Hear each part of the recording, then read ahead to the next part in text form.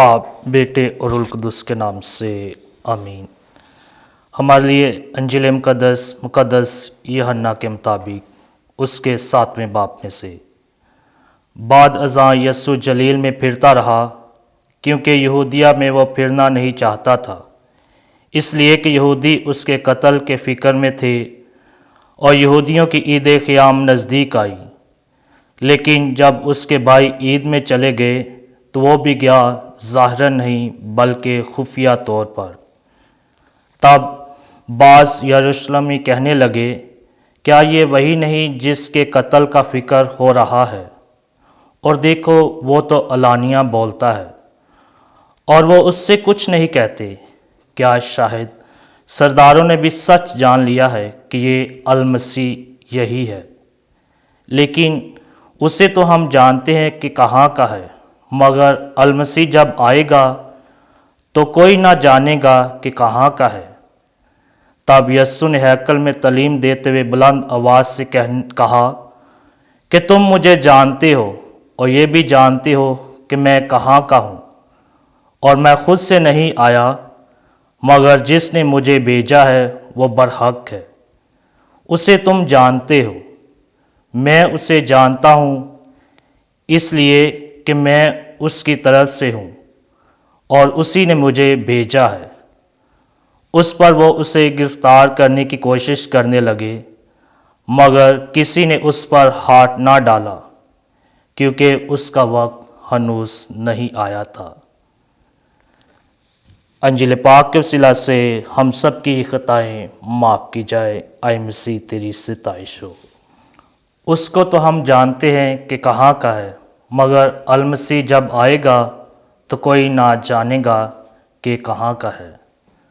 مسیح خدا میرے عزیزو، ہم بڑی عقیدت کے ساتھ، بڑی چاہت کے ساتھ، بڑی شکر گزاری کے ساتھ خداوند اپنے خدا کا شکر ادا کریں کہ آج ہم روزوں کے دوران 5ویں جمعے کی تلاوتوں پر دھیان و گھیان کرتے ہیں۔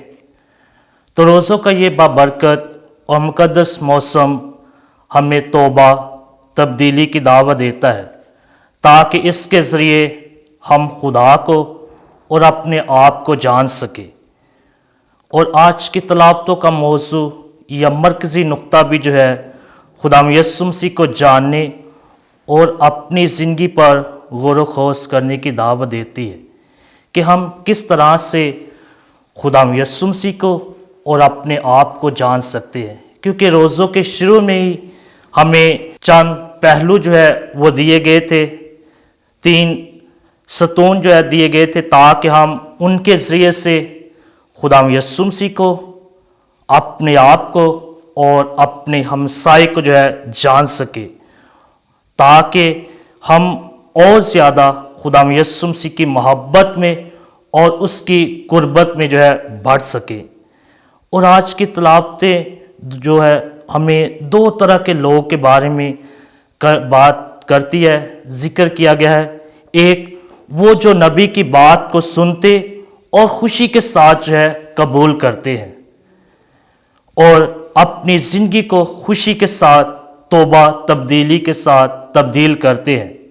دوسرے وہ لوگ جو نبی کی بات سنتے اور نبی کے خلاف ہی منصوبہ بناتے ہیں کہ نبی کی باتیں سخت ہیں اور ہم نبی کی باتیں کیوں مانیں، اور وہ ارمیا کے خلاف منصوبہ بناتے ہیں اور منصوبہ یہ بناتے ہیں کہ آؤ ہم اسے ہلاک کریں، اس کی باتیں ہمیں ناگوار ہیں، اس کی باتیں ہمیں پسند نہیں، کیونکہ وہ ہماری بدی، ہمارے گناہوں کی طرف اشارہ کرتا ہے اور ہمیں توبہ کی دعوت دیتا ہے کہ ہم اپنی زندگی پر غور و خوض کریں، اپنی زندگی کو تبدیل کریں اور گناہوں سے پشیمان ہوں، اور ہم کیوں کر توبہ کریں، ہم اس کی باتیں کیوں کر مانیں اور ہم اسے ہلاک کریں، کیونکہ وہ توبہ نہیں چاہتے تھے کہ ہم اپنی زندگی کو تبدیل کریں۔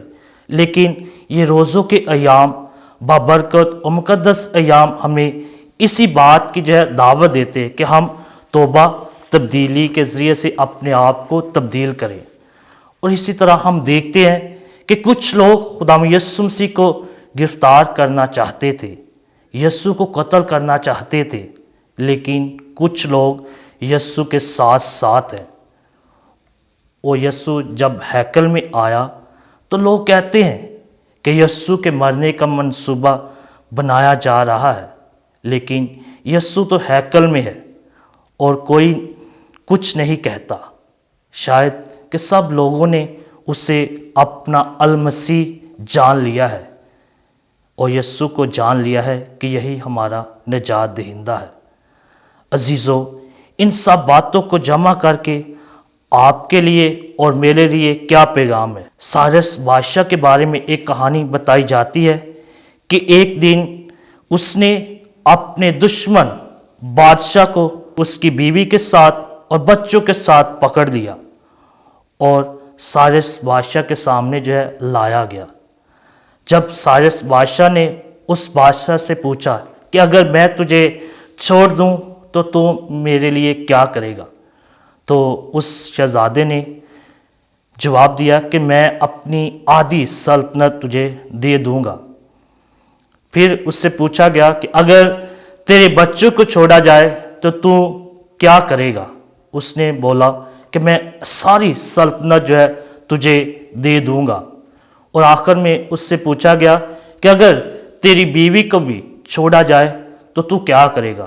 وہ بڑی خوشی کے ساتھ اپنی بیوی کو دیکھتا ہے، اس کی آنکھوں میں دیکھتا ہے اور کہتا ہے کہ میں اپنی بیوی کے لیے مرنے کو بھی تیار ہوں، کیونکہ وہ اپنی بیوی سے بہت پیار کرتا تھا، وہ اس سے محبت کرتا تھا، اس لیے وہ مرنے کے لیے بھی تیار ہو جاتا ہے۔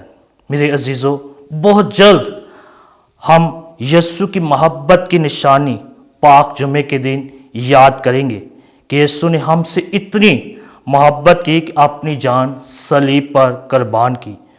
اور جو اس اہم سلسلے کو جانتا ہے وہ یسوع کو جانتا ہے، جو اس سلسلے کو سمجھتا ہے وہ یسوع کو جانتا ہے، کیونکہ یسوع ہمیں آرام کی زندگی بسر کرنے کی دعوت نہیں دیتا، اور یسوع کہتا ہے کہ ہمیں بھی مرنے کے لیے ہمیشہ تیار رہنا ہے، کیونکہ جب ہم مرتے ہیں، مرنے کو تیار ہوتے ہیں تو ہم دوسروں کو زندگی دیتے ہیں، ہم دوسروں کے لیے زندگی کا وسیلہ بنتے ہیں، جس طرح خداوند یسوع مسیح نے اپنی محبت دنیا سے کی، لوگوں سے کی اور اپنی جان صلیب پر قربان کی۔ اس لیے آئیں ہم خدا سے دعا کریں کہ ہم اس یسوع کو پہچانیں، تاکہ ہم اس کی قربانی کے وسیلہ سے اس محبت کو جان سکے اور اس حکم پر عمل کر سکے جو خداوند یسوع مسیح نے خود ہمیں دیا کہ اپنے ہمسائے سے اپنی معانت پیار کرے۔ مسیح ہمارے خداوند کے وسیلہ سے آمین۔